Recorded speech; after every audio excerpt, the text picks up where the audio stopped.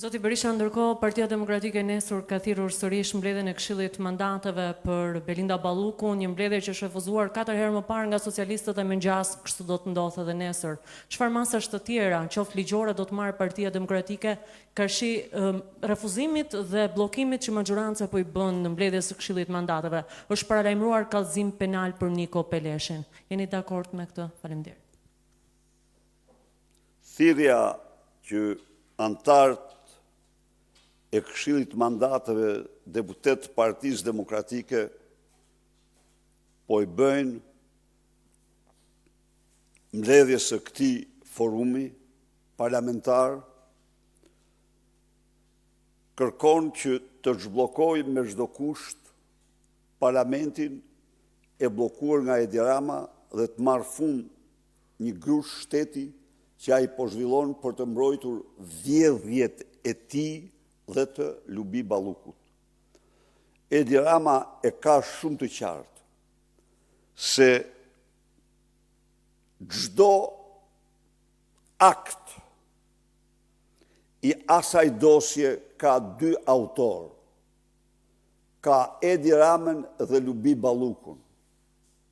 Ndaj dhe ai nuk e lëshon Lubi Ballukun. Edi Rama e ka shumë të qartë se prapa lindës së Akshit qëndron linda e Surrelit.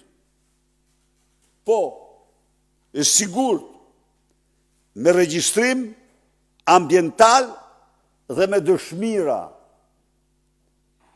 të dëshmitarëve autentik, e ka shumë të qartë se të 2 pengjet e ndërmarrjes së tij kopsht privat, si Geron Meçe i datës 12 gusht dhe Daniel Shima i datës 18 gusht janë porosi të Edi Ramës për llogari të Bazhanakut apo Kunatit Florit të Linda Ramës.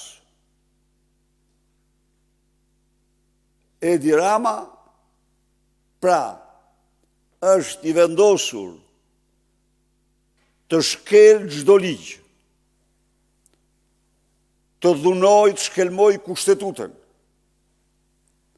të marrë të gjithë pushtetin gjyqësor në duart e veta, ta bllokojë, paralizojë atë, në mënyrë që ligji të mos veprojë mbi Edi Ramën, mbi Armando Frangun, por e vërteta është edhe Linda Rama. Se edhe ajo i ka përzierë urët shumë me sipas atyre regjistrimeve që ekzistojnë në SKAP. SPAK. Ishte regjistrime.